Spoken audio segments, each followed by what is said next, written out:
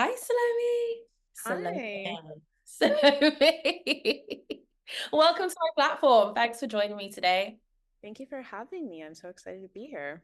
Yeah, it's lovely to see you again and hear from you again. I can't wait to get into everything that you're doing. For those of you who don't know who Salome is, she's a certified trauma-informed financial and life coach. And Salome is interested in helping people realize that anyone could be good with money. She says she's also a creative who's working through her own money journey. And she's realized how much stress can hijack your creativity. The work around money is deep, according to Salome, and it has the power to ripple out for generations. So I'm very, very excited to talk to you a little bit more about that and what that involves. In your bio, you said money is power, and it has, and your mission is to restore power to those who have historically been stripped of it. That's powerful.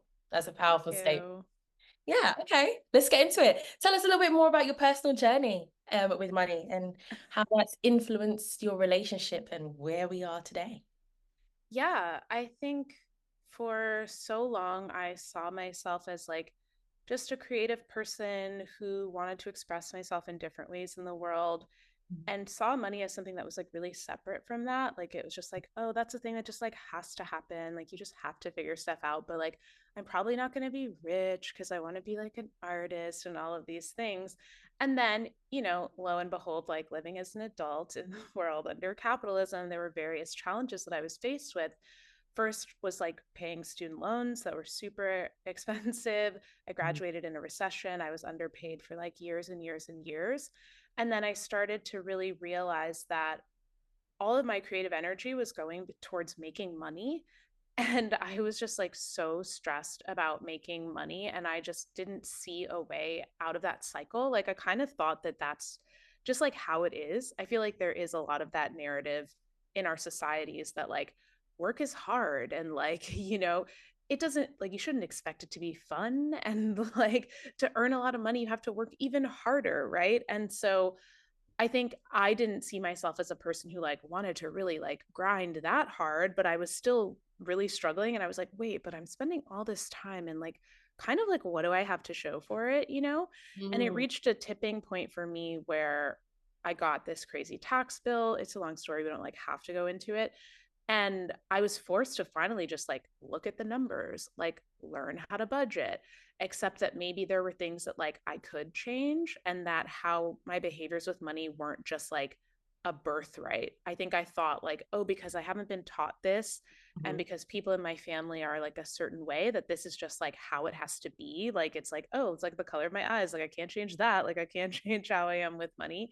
But then I started to learn more and do some of my own work and things slowly started to change. And the more that I became aware of like my own emotional tie-ups there, the fact that I even was under earning, the more I could start to see it all around me. And I realized that there were so many people like in my personal life who needed this help because they were trying to do things that were like less cookie cutter than like get a 9 to 5 work for like 30 years and retire. They were trying to be artists, they were trying to be musicians, and money was this thing that was just like blocking them at every turn. And I was like, oh, this actually is like it's deeper than just like having a savings account or like Mm. feeling less stressed. It actually really impacts like the work that you're able to do in the world, whether that's because you don't have enough money to do it or you don't have enough time or energy because you're spending all of that time making the money to just like survive, especially in a place like New York, which is where I live. It just felt like it was so clear that like who got to sort of like live a good life or an easy life or an abundant life, and like money does unfortunately play a big part in that. So that was like very long-winded, but yeah, that's how I got here and why I felt impassioned to like move forward with working with other people. No, it's great because as a creative, I thinking about my own experiences, it's just like I can either go get money or be an artist. Mm-hmm. Never like an in between where I could do both. Can you talk a little bit more about the relationship between creativity and money? Yeah. Okay. Well, I have a lot of thoughts about this for myself personally. And I think that, as creative people, and I think that everybody has some element of creative thought to them, but I think those of us that identify like primarily as creatives or artists or entrepreneurs or any of these things, like I think that what that means is that we just have a different way of seeing the world and a different way of thinking that's a bit more expansive. And the challenge with how money and a lot of our society is set up is that like it's really rigid. Like the structures are really rigid. And so if you're trying to deviate from that path, it can be so hard to really understand how to make money, even though like your creativity can be a strength in that pursuit. But like we're not really shown the path forward as to how to do it. Like you said, right? It's like the idea is like, oh, this like starving artist trope, or like you're a banker. Like I think in my mind, like those were like Stable, the unstable. exactly like those were the only two things. And I think that there's also, I think it's I at least used to think like, oh, the word creative only applies if I am like trying to like work in a museum or like show Hmm. work in galleries, when really like there are so many jobs that are creative. Like my job now like is also creative. Like coaching is creative, dealing with individual people and telling stories of like my journey and all that stuff, like, and connecting dots for people is creativity. So, but anyway, I've deviated. So I think like the path, the connection between that and money, I think can be tenuous, right? And can often feel like it's at odds. And I think that that was like a really big hang up for me, was like, oh, either I'm like a pure noble artist or I'm like a sellout, right? And like I think that tension creates these dynamics where people start to believe, and I mean it's reinforcing many beliefs from society and childhood, that like making money automatically makes you like evil or greedy or bad, and Mhm. that like if your art is not like corrupted then that's like the purer better place to be. So I think it can create a lot of situations where creative people are sort of rejecting money as a default, and this is like super subconscious. It's not like people are walking around thinking like I love being broke, like this is how I want to be, but the very nature of these thoughts and the fundamental structures of our society like can create this sort of loop of like, oh, I can only have money if I like get a grant, or if someone like gives me a job, or if I'm like authorized to have this money. Whereas Mm. like to create it for myself, it's like, oh, what is that going to like, how is my community going to see me? Like if you come from a family that didn't have a lot of money, like how is that going to be seen? Not to mention that like in so many places, and I felt this myself, where I was like being like having a creative job seems kind of like a pipe dream, like it's Yeah, not not it's not real. it's not real, right? And like I love my family, shout out to my family, but like there's so many like lawyers and like government employees in my family, and so like for me to go to art school, like I also just didn't have a path, right? Because like I just didn't know people that had done it, and all of the examples around me were like people who had inheritances or whose parents were artists or things like that. So anyway, this very long-winded exploration is just to say that like I think money and creativity can really go hand in hand, but I think there's a lot of layers of like baggage and beliefs that we have in society that like these two things don't actually go together. And I Mm. think that it can make it really hard for creatives in particular, because there isn't like a clear-cut path. We're trained to like believe all of this stuff that is sort of counterintuitive to us making money. And I think you can even extend creative to just like helping professionals, like service Mm. professionals, whether it's like you're a coach or a teacher or like a fitness instructor, right? Like there's a kind of this idea that like, but wait, if I'm helping people and I like doing this, then like Mm. why should I get paid for it? Like Right, right. it feels Okay. greedy to it feels greedy to do that. So there's a lot of gunk. And I think that, a lot of very creative people tend to also, I think there's a lot of overlap with like neurodivergence as well, which like I don't like 100% identify as neurodivergent, but there's a lot of things that neurodivergent people talk about. And I'm like, oh, that actually is a struggle for me too. And so I think like when you Same. layer all of these things on top of each other, not to mention like the layers of like systemic oppression, whether it's like, being a woman or being a Black woman or being like Again. all of these things, then it's just like I'm imagining like what is that fairy tale, like the princess and the pea, but it's like I don't know if you know, but anyway, there's like this pee under like all of these mattresses that's like causing her to sleep badly. And so I'm just thinking of like the weight of those mattresses just being like every layer that's sort of stacked against you. And then, it's us at the bottom being like, but wait, I want to do creative stuff and I help just want to be people. creative. Yes. And like we can't understand why it's not working. And it's because there are so many lenses that are clouding our vision of the world that we Mm-hmm. just don't even know are there. And so like the work that I do is helping people like peel back those layers, because the truth is not that like, oh, capitalism is all a delusion and like none of this oppression actually exists, because like it does, but there's a way in which like the oppression gets internalized and like reinforced by all of the beliefs that we've been conditioned with.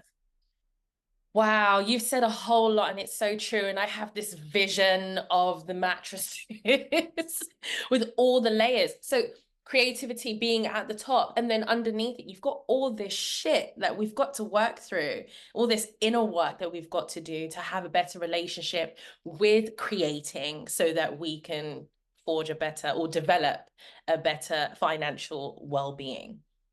100%. And another part that I guess I'll mention is that like when I did have my like I don't know, my rock bottom or like my financial Mhm. awakening, whatever we call it, like I was working in a creative job. Like I was getting paid full time to create things, of course, in service of capitalism and like marketing Mm, brands. But still, like I was so conditioned based on all of the stuff that I said, which obviously are my beliefs around like, yeah, getting a creative job is rare. Like you should be so lucky, like all of this stuff that like I was unable to see just how toxic and unhelpful that job was for me, because I was like, oh, but like I don't want to be ungrateful. Like it's amazing that I right. get paid anything to do this. If it's not enough, oh, that's like on me and I'll have to like get like side jobs and do this. And like Yeah. did I had like limiting beliefs around like how much money one could even get as a salary in a creative job, or like how it need like what sorts of treatment, whether it's like misogyny or like light Mm. racism that you just like have to deal with because that's just like part of it. And and so Part I of getting think that, money. right, and I think that like that's not untrue, and that like that is Yeah. prevalent in so many corporate spaces, of course. But Mhm. like all of those beliefs kept me stuck in that space for a lot longer than like I quote unquote needed to. And a lot of that also had to do with not just like the societal things that we're talking about, but also like my personal history with like money and power and like, spoiler alert, like childhood trauma, which doesn't have to be like the hugest thing. Like I had a very, like a relatively like healthy, safe childhood, but there are still a lot of ways in which like these things can pop up for us later down the line, especially with our money, because it's like how we see ourselves. I always say like the relationship you have with money is the relationship that you have with yourself. And Mhm. so this work is like getting into that deeper, because at the end of the day it was like, oh wait, but like why don't I believe that I like deserve more than this? Like Yeah. why don't I maybe have clearer boundaries with like my employers and my fellow Yeah. coworkers and all of this stuff, right? And so it's like the onion is kind of infinite. And so I think that's why I started going down this path, because my initial approach to money was very straightforward. It was like, I'm going to learn how to budget and I'm going to like Mhm. take these courses and do all of the logical stuff. But like so many of us like to pretend that money is logical, but it's like deeply emotional. Like every decision that we're making is so emotional. And so if you don't understand, like I said, again, like not just the societal layers, but like the lens from your personal lived experience that is clouding your judgment, like there's no way that you can actually make different changes. And there's like a lot, like we could talk about that alone for like an hour. I but know. I mean, we've touched on so many points that I want to talk about. So we've got some subconscious things going on. I also want to touch on the nervous system because I know the subconscious beliefs and the stories eventually affect the nervous system. And then you also touched a little bit on, and you talk about this on your website as well, attributing your worth and your validation to money. I thought of that because you mentioned how when you were making money, it still didn't feel like it was enough. mhm, So that's mhm. what we call in the internet streets scarcity mindset. Do you subscribe to these terminologies or do you have something else? I think it works because I think that people understand what it means. I Yeah. think that the only claim that I would make is that like a lot of times I think people use like scarcity mindset to describe situations where people are just like in poverty and Yeah. like experiencing actual scarcity, and like that is not a mindset, that is just like your actual reality. That But person's. for those of us who are like, consistently able to like meet our needs, be housed, Mhm. etc., like once your basic needs are met, then I think we can start to talk about this idea of scarcity mindset. And it is like the rudest awakening because people will say this, and probably someone is listening to this and they're like, LOL, Salome, like I don't believe you. Because like I was so convinced for so long that I was like, once I am able to like make six figures, like I won't Mm. have any problems, like everything will be good. I like I love won't be stressed about money. And I mean, not like no problems in my entire life, because like of course like interpersonal relationships, like climate change, whatever, right? But that. like I was convinced that like I wouldn't be stressed anymore, and that like that would is when I would finally feel safe, and that's when I would finally feel secure. And spoiler alert, that is not what happens. And Mm. that directly ties into what you were bringing up about the subconscious and your nervous system. It's because your nervous system is just like your physical body. It is how your body and your brain communicate. It's like your Right. nerves, your spinal cord, all of that stuff. So anytime, the parallels I like to bring up for people are like if you get an unexpected bill in the mail and like your stomach drops, or like if you think about paying your like looking at your credit card bill and you start sweating, like that is your nervous system signaling like danger, danger, danger. Or And your so heart racing. exactly. Yeah. Or you lose your breath in a way. Exactly. All Yes. of that. There's so many. So it's basically like any physical sensation that you're feeling in response to an emotion. And Mhm. science is showing us more and more that like I think we used to think that it was thoughts that were creating the feelings, but it's actually like the feelings are then signaling the thoughts. So like if you are having like an anxious reaction, like let's say the sweating in Mhm. response to the credit card, it's because like your body has decided like this is danger, and then your brain just like comes up with a story for like what needs to happen. And usually that story isn't like slow down, take a breath, and like go to therapy. Panic. The thought is like run, panic. It's like you should probably like disassociate, like maybe we should like drink alcohol or like do drugs or like watch TV or stare at our phone, because like we are just trying to avoid the feeling of this pain. So back to like the scarcity stuff, like our nervous systems all have like a set level at which they feel comfortable. And Mhm. unfortunately, that level is what is most familiar to us. So even if you grew up in an environment that you hated, like let's say your parents were like super poor, everyone was really stressed about money, and you were like, I never want to be in this shit again. Mhm. Getting the money does not automatically erase those bodily feelings. And so I think the example that is clearest for people to understand is like there's so many stories of people that like win the lottery, right? And then They like they lose it all, their yeah. life falls apart, and it's because their nervous system like literally cannot handle it. And so it just finds ways to like push it away, push it away, push it away. And this also can happen for people, in other avenues of your life, like in romantic relationships. Like you might be in a pattern of being in just like slightly toxic relationships where people maybe are like Mhm. looking down on you, mistreating you.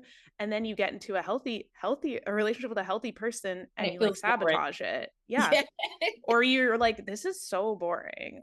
Like I should like actually just like call up that like bad boy who Yeah. Or like start an is argument. dealing drugs. Yeah, like let me like do this, because we're always just trying to get back to this level of security, right? So as much Right. as I in my mind was like, yes, I desire more money and safety, my body was used to like struggling, being the underdog, being resourceful. So when I had the money, it's not that I was like instantly going out and like gambling, but I was noticing that like I spent a little bit more. I actually wasn't able to save as much as I thought, and I would sort of like manifest like new bills for myself to just like keep me back at the same level, because that was like the only way that I felt comfortable. As much as like my brain hated that, my body was like, but This no, is this this, is this like is what it's supposed to be like.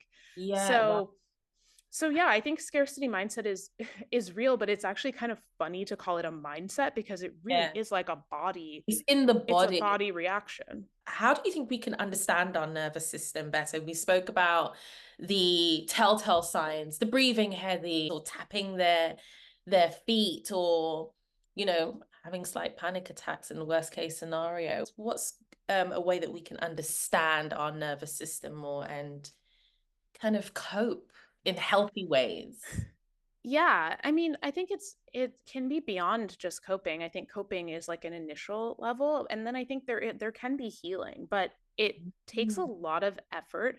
And I think the easiest way is to work with a trained professional because people will notice things about like your habits, either whether it's like you might be getting nervous in a coaching session and you're like talking really fast, or like people will notice like where your eyes are going, like that sort of stuff. But what I've done with people, which you can also do as you're listening to this, listening along to this, since we're talking about money, is like bringing up like to bringing to mind like a challenging money situation for you. And that could be whatever. Like maybe you're like, oh crap, I have to pay rent and like I don't know how I'm going to do that. And just like really allow yourself to like feel the feelings and Mhm. then just actually notice what's coming up in your body. And there are like these telltale signs, but everyone is different. Like everyone has their own patterning. So like and so for me, like I know that when I'm in those spaces, it's like it feels like my throat is closing up, my heart is pounding, my eyes are twitching. Like those are my things. Like if anytime's like my eyes are twitching, I'm like, okay, something's going on. And the thing with nervous system dysregulation is like it doesn't always have to happen when you're like wildly triggered. Like that also happens to me when like I don't get enough sleep or Mm. when I'm like really hungry or like so there are these small moments where it's like okay, what is my thing? Like do I notice myself like getting really irritable, or am I craving this thing that I'm trying to stop doing, whether it's like eating candy or smoking cigarettes or like looking for my phone? I think it's really slow awareness, but just like giving yourself a moment, like a few minutes to really sit with your eyes closed, notice, like draw to mind something that is high sensation for you, and then noticing like where you feel it in your body. Because Mhm. I think until you have that kind of like map to yourself, you Mhm. won't then notice it when it's happening. Like I had a coach lead me through that exercise for myself around like a really charged topic. And that's when I was like, oh shit, actually, like my eyes do always twitch when Mm. like I'm either really stressed or I'm like hungover, which again surprises dysregulation. And so then you can start to notice it when it's coming up. And again, it's not like we're not aiming for perfection, but I Mhm. think I think that's the baby step, is starting to question like, okay, like why might I be like impulsively, like anytime you're like impulsively reaching for something and you're like, wait, Mhm. what's going on? Like I said I didn't want to like order Uber Eats, but like here I am again. So like noticing That's like why. me. It's all of us though. Like I'm calling myself out, right? Or I'll be like, oh man, I have so much work to do. And then it's like, oh, why am I just like laying on the couch watching like reality TV, right? Because Yeah. there's usually the dysregulation comes up, it's uncomfortable, and our body wants a way to like avoid that feeling. Like that's Yeah. the whole thing, is like we're just avoiding feeling the discomfort of like the thing that we're afraid is going to happen, what we And think it means about us, like fill in the blank. it's just so interesting how it affects our decisions. And I talk about self-care a lot. And one of the first tip I give is you need to take inventory. Like you need to feel all the feels. We need to write down what's working, what's not working. So it's kind of a similar thing, where it's like, okay, oh, I'm twitching. Oh, my heart's racing. Why is that happening? So that's great. Mm-hmm. So self-awareness is the first Yeah. first step. Okay, back to this point about outsourcing your worth and validation to money. Can you expand on that? What does that mean? Yeah. Okay. So I think, again, we could talk about this alone for an hour, but I do think one of All these the things. we could talk about this for the rest of our lives, honestly. But like, because really, I think the fundamental like human condition and one of the biggest things that all of us are struggling with is this like disease of unworthiness. Mhm. And there's a really great book about this called Radical Acceptance by Tara Brach. She's a meditation teacher. She's a real G. But it's basically talking about how like all of the tension that we experience, all of the interpersonal conflict we have with other people, like it all kind of comes, that's like at the root, root. Like it's not like people are going around thinking like, I am so unworthy. But Right. really, we're all in this quest for like love, acceptance, validation, control, like whatever we think will like make us feel a little bit better.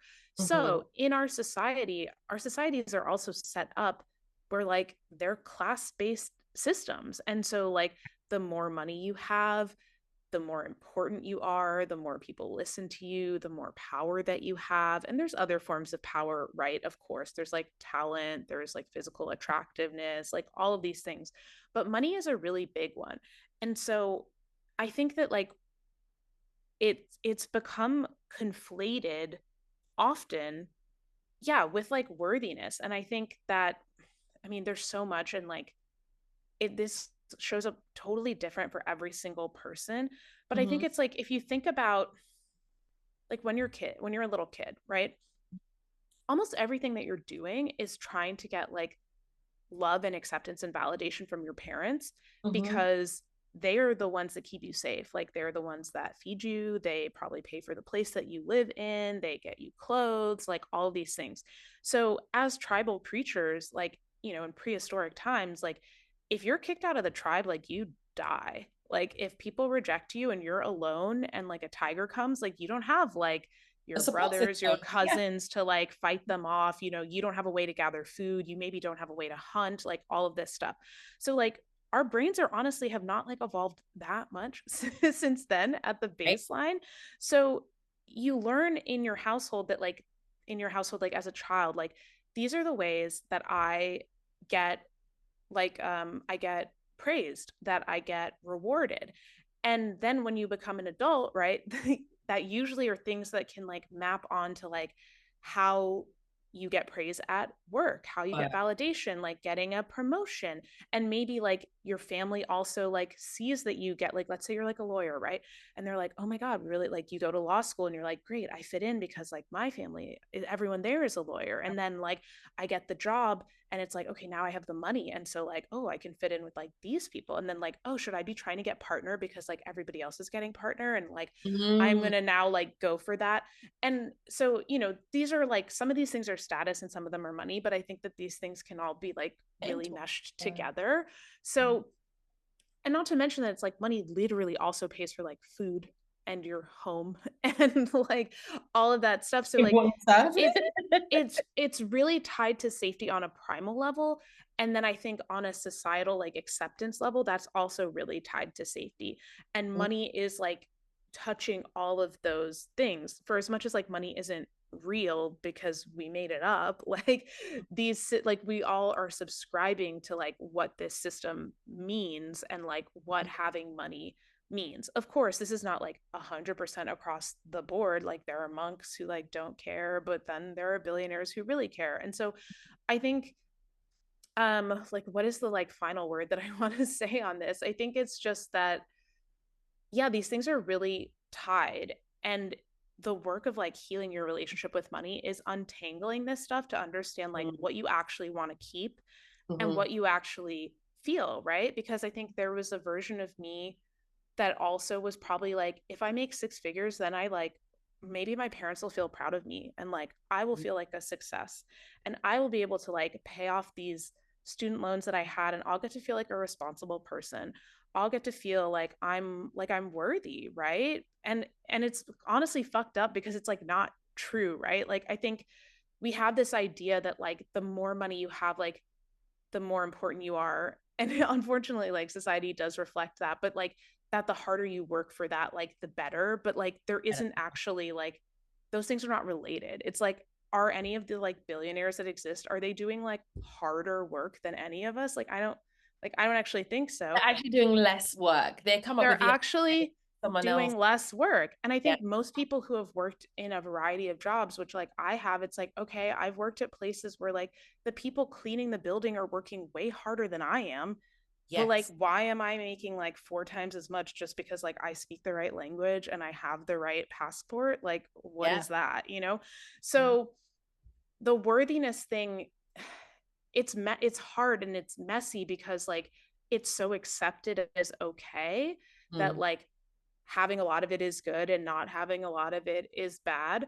But mm, like we have to divorce ourselves from that idea because it'll plunge you into these like really dangerous spaces. Like I know for myself, when I left my last job where I was making six figures and entered entrepreneurship, and I was like, wait, now I don't have any money.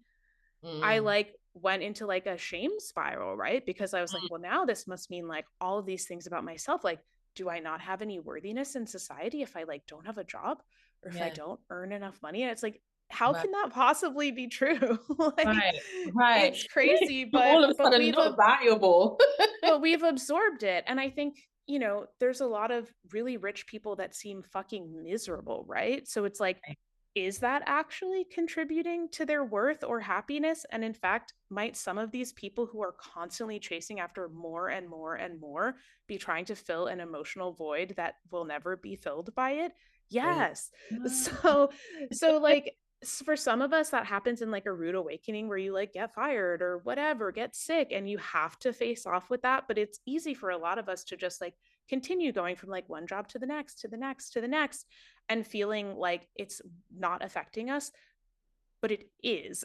And so it's not to say that you need to like become a monk and give everything up so that you can like finally feel worthy, but it's really just starting to question like, why do you even want the things that you claim to want, right? Like, Mm. and that can go with everything where it's like, okay, I want to live in that neighborhood, and it's like, okay, but why? And Right. like, I want to make this certain amount of money. That's my favorite thing. Like, clients always come to me and they're like, this is the amount that I want to make. And I'm like, okay, but like, interesting. Like, where did that number come from?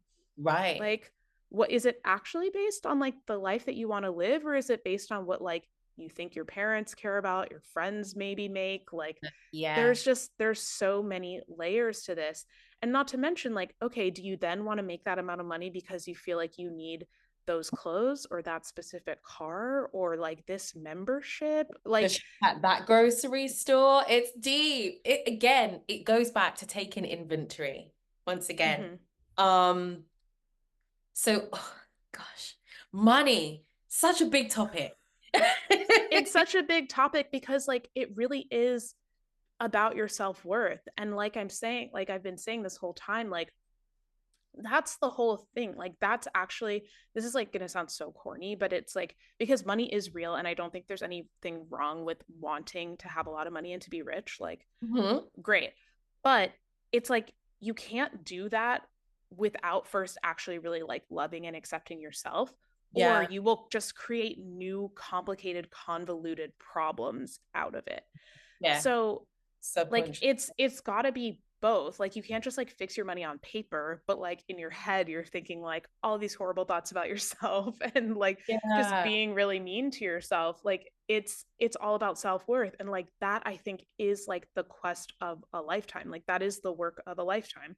it And I is. don't know that there's ever a moment at which people are like, I have completely arrived and I have like no more gunk and I feel like I'm worthy just for like existing. Like that's so hard for a lot of people to Perhaps when think. they get to a certain level of financial success and they feel fulfilled and happy and they're doing great work.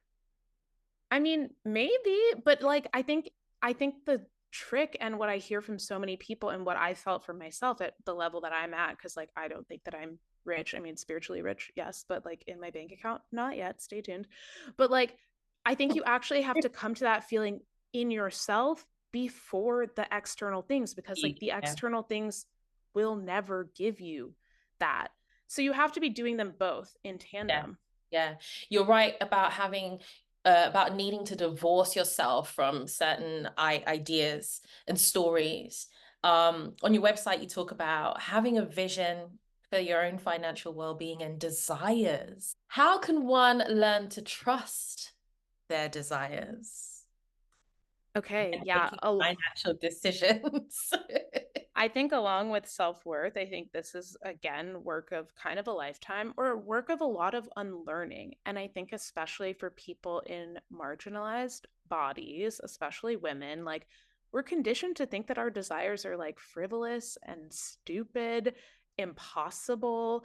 Like there's so much there. So I think, it kind of goes back to what I was just saying, like the taking the inventory, the wondering, like, why do I actually want this stuff? Why do I Like, desire? what do I think it's going to get me? And then is there something that I mean, like, can I maybe get to the root of that desire, right? I think a lot of us can be stuck on the surface of just thinking, like, I want to make this amount of money, or like, I want to live in this neighborhood, or I want to get married. Like, I feel like that's like a really common thing. And it's like, okay, but like, what do you think that that is actually going to give you? Mm-hmm. And is there a way that, like, A, you maybe already have access to that now and you're taking it Mm-hmm. for granted? Or B, is there like another way that you can get it? Or are there multiple ways that you can get that, which is honestly true most of the time? So maybe I can like ground this into like a tangible example. Like, okay, so when I was working, Mm-hmm. honestly, at every job, I was like, I just need to like save this amount of money because then I can like quit my job.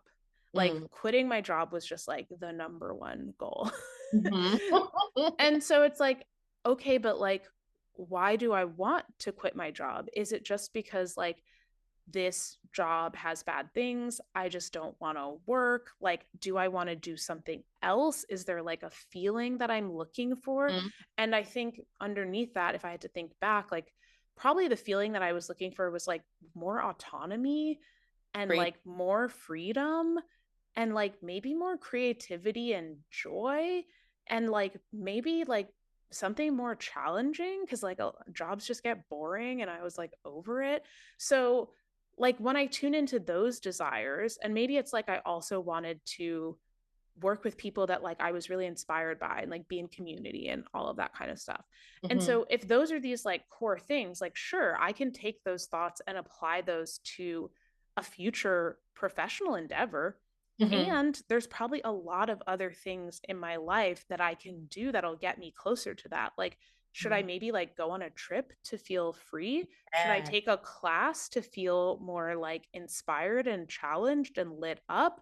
Should I Yeah. do like an art project? Should I start collaborating with my friends? Like, I Uh-huh. think that there are these core desires that are under everything that are like very normal, like human needs for like connection and love So and valid. acceptance. Yeah. And so I think tuning into those desires or maybe noticing the patterns in like, okay, what do I think that I want? Like, if I write out my future ideal life, like, Mm-hmm. a good exercise that many coaches have had me do and that I've had my clients do is like, you write a letter to yourself from like 5 years in the future and you just Mm-hmm. describe everything that's happening. And then you can like sort of pull apart all of those examples. So, like, okay, I say I'm living here. Why there? Like, what's that about? And like, I say I'm in this kind of relationship or this, like, what does that mean? Right. And getting to the roots of those desires, I think then helps you like trust yourself. Is like validating to like whatever you want to say, like your higher self, your inner child, that like those things that you actually want matter.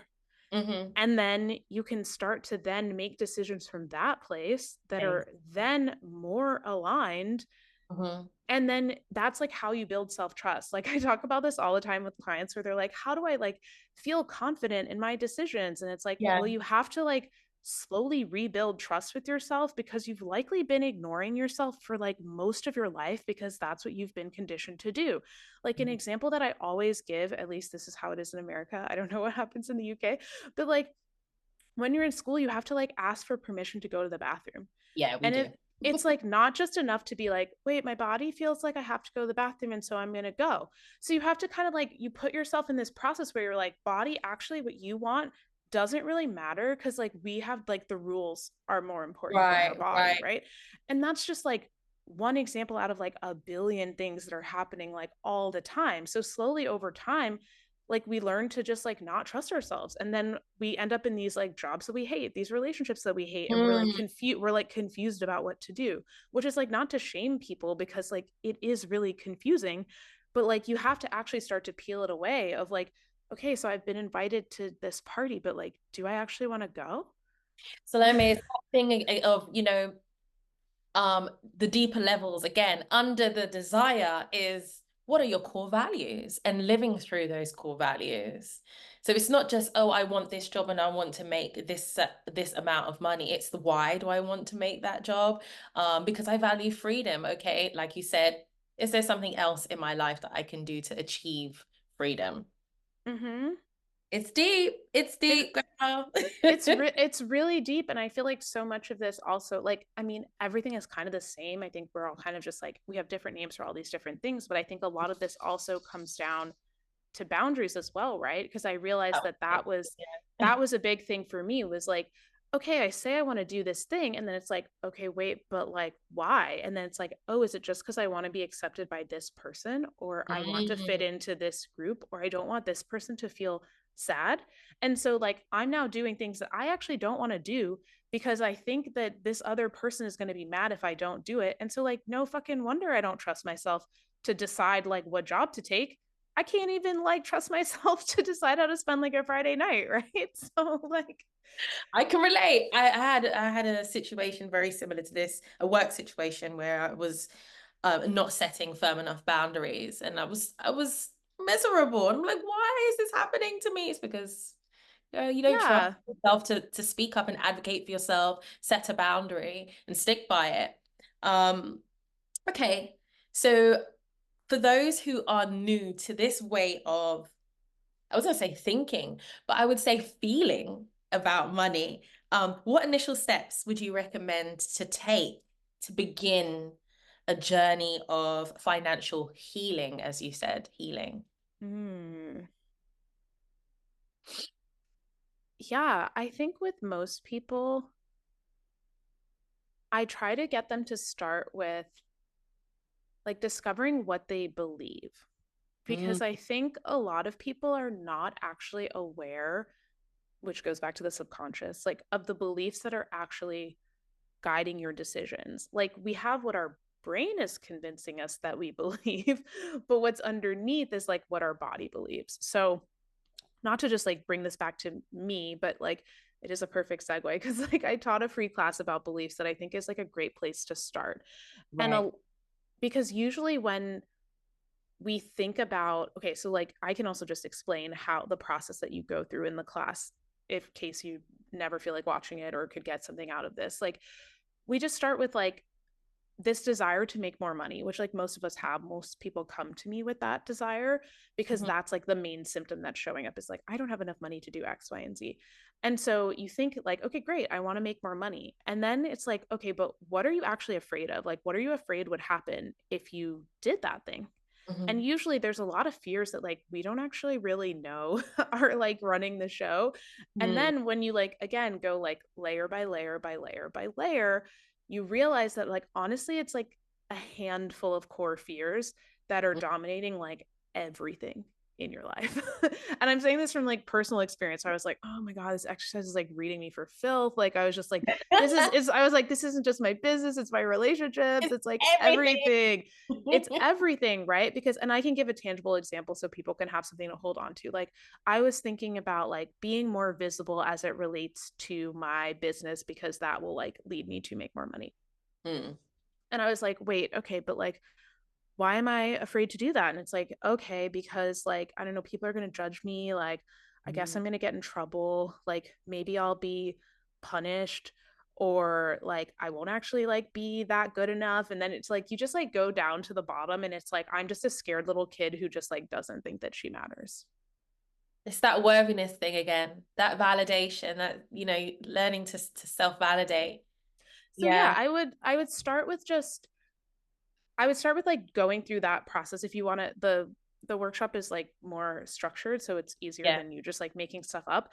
And Mhm. like another thing that I have people start out with is just writing, like doing a little journaling on some stem sentences of like, money is, like, rich people are, like, my Mhm. mom was X when it came to money, my dad was Y when it came to money. And just writing out like what you actually think about money, and not like the high vibe stuff that you wish that you thought, but like what you actually think. Because if you're just like trying to like bypass your own feelings, like this isn't going to work. Like you actually have to be willing to sit with like the discomfort of recognizing that like actually you think that being rich is greedy. Mm. And like you think you're afraid that if you make a lot of money, like everyone's going to abandon you. Because that's like honestly what most of us are thinking, but we are pretending that we're not. And that's what's causing the disconnect between like your brain wanting one thing and your body being like, no, no, we're not going to have any friends or family. Everyone's going to hate us. And so Mm. you're like, wait, but why am I stuck at the same income level? And it's like, because you have to get like both of those things on board in order Bored. to actually change anything. Damn. I know someone sitting at home watching this, like, oh my gosh, I've got so much work to do. And I'm so, I'm so I don't want it to be like, here's an infinite pile of work because I think that can seem really daunting. I think that once you start, like the awareness alone is such a huge it game is. changer. It The is. awareness is like the first step. And that's also super frustrating because it's so annoying to be aware of something and just be like, I'm just watching myself doing the same shit. But like, it's a step by step process. And over time, you'll look back and be like, oh my God, I'm a totally different person. Like, Yeah, yeah. and And things we will have people like always, yourself who can help us yeah, process. yeah. So I'm And you work glad with you mentioned people. your workshop. Yeah, yeah, yeah. I mean, and it doesn't have to be me, right? Like it can be a therapist, it can be a Yeah, partner, it can be a trusted friend. But like I think once we can detach ourselves from like the idea that like this is a quick fix, like in a year yeah, I'm going to be perfect with money, and instead just be like, actually, this is a relationship with myself, which like it literally is for a lifetime. And so I'm just going step by step where I'm at and just trying to make it better over time, because you might like go through that beliefs workshop and be like, holy shit, I hate what I found here, I want to ignore that for 2 years. And like, great, if you're not ready to uh, face it, like that's fine. that's Like fine I too. lived in denial for so many years. So like just take your time and be gentle. That's the TLDR. And I love this idea of it's a lifetime thing. You're still going through your personal journey and you're just imparting your wisdom with others. So you've got this workshop running right now. What Mm-hmm. other projects and initiatives do you have at Net Yeah. Coaching? Net positive. Yeah. If you go through that and you're like, wow, she read me for filth, I want to work with her one on one, you can reach out to me. I work with clients one on one for a minimum of 3 months. I'm Uh-huh. also, I don't know when this is coming out, but I'm putting together like a small group that's focused on entrepreneurs or Nice. artists who are making like a creative endeavor to just be like half coaching, half support group, and Hmm. like and some practical strategies, but just like dealing with the next layer of fears and concerns and challenges that come up with like putting yourself out there, Mm. leaving consistent income behind, Hmm. because it will really throw you for a loop. But I've been through it and I'm like, what if I could save other people some time? Yeah, that's great. I mean, we need to get to the bottom of things before we start the creative process because yeah, the And creativity. like, and in the process, I think that's like the part of the lifetime part is like Yeah, new life circumstances are going to change your relationship to money. Like it's I true. did a lot of healing in having a 9 to 5, and then I didn't have that money, and I was like, whoa, Yeah. okay, all of this stuff is like rising to the surface. And I'm sure if I ever decide to like be in a long-term partnership or have kids, like that's just another layer, right? And then like your business grows and that's another layer. Yeah, So constantly learning. it's Yeah. just like being aware of like the level that you're at and really being willing to be present and gentle with yourself throughout it. Yeah. Yeah, taking care of yourself in the process and experiencing those little what do they call them? Glimmers and little Mm-hmm. bits of hope, joy in Exactly. between. Okay, amazing. So let me tell us where we can find you on the internet and Yes. how we can get involved with what you've got going on over there at Net. Yeah. So Instagram is probably the best way to find me, which is net positive money. You can truly just send me a DM. I would love to hear from you. Mhm. And then there's my website, netpositivecoaching.co, but it doesn't have anything radically different. Like the access to the workshops and stuff that I mentioned are Mhm. all just like in my link in bio. So that's the Okay. most up to date place. Okay, cool. I'm definitely signing up for something. Oh my God, please do and report back, like Oh yeah, absolutely, absolutely. I want to do this work because I'd love to make more money. who Really. wouldn't? Yes, I definitely would. So thank you so much for talking with me today. There's so much we can go into, but we're limited for time. I know you're a busy lady. Maybe Yes. we can do a part two.